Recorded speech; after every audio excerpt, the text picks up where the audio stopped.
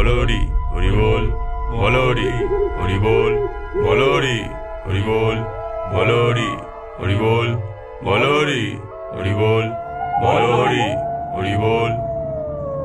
হরিবোল ধ্বনি তুলে একদল লোক একটি মৃতদেহ নিয়ে শ্মশানে ঢুকল। নিয়ম মতো তারা চিতার পাশে খাটিয়াটা নামিয়ে রেখে সৎকারের প্রস্তুতি নিতে লাগল।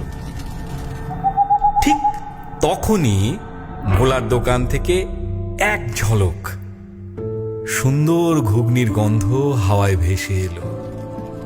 খাটিয়ায় শোয়ানো বৃদ্ধের লাশটা হঠাৎ নড়ে উঠল। তার বন্ধ চোখ খুলল না ঠিকই, কিন্তু নাকটা ফুলে উঠল। এ কিসের গন্ধ? বহু যুগ এমন সুগন্ধ পাইনি। খিদে, বড্ড খিদে পেয়েছে। পরের মুহূর্তে এক ভয়ঙ্কর অথচ অদ্ভুত একটা ঘটনা ঘটল। বৃদ্ধের লাশ ধর্মড়িয়ে উঠে বসলো এবং টলতে টলতে ভোলার দোকানের দিকে হাঁটতে শুরু করলো। দাদু, দাদু তো উঠে পড়েছে। ভূত, ভূত, পালাও পালাও। নিমেষের মধ্যে সবাই যে যেদিকে পারলো দৌড়ে পালালো। মৃতদেহটা সোজা ভোলার দোকানে এসে দাঁড়ালো। ঘুগনি, ঘুগনি খাবো।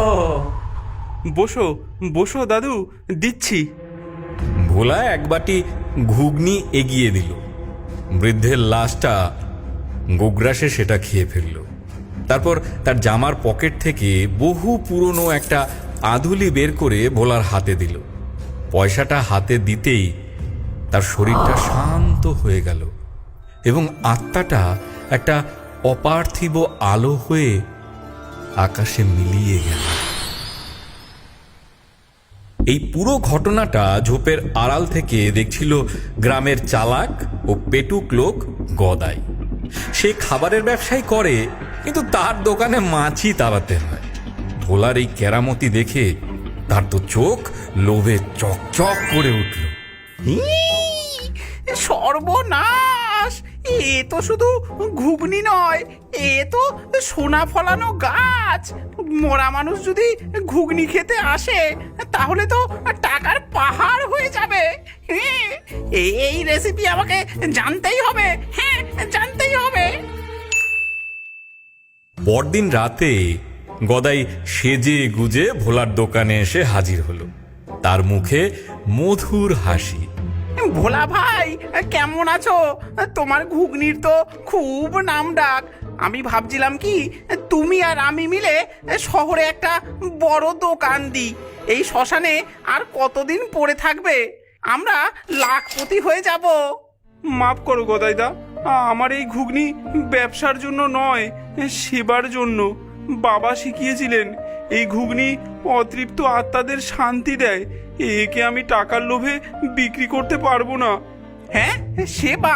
আরে বোকা, টাকার চেয়ে বড় সেবা আর কিছু আছে নাকি? হ্যাঁ, ভেবে দেখো, পরে কিন্তু পস্তাবে। ভোলা রাজি না হওয়াতে গদাই গেল রেগে। সে ঠিক করলো ভালো কথায় কাজ না হলে অন্য পথ ধরতে হবে। সেই রাতে গদাই ভোলার দোকানের দিকে এগোতে লাগলো। তার উদ্দেশ্য ভোলার সেই গোপন মশলার কৌটোটা চুরি করা।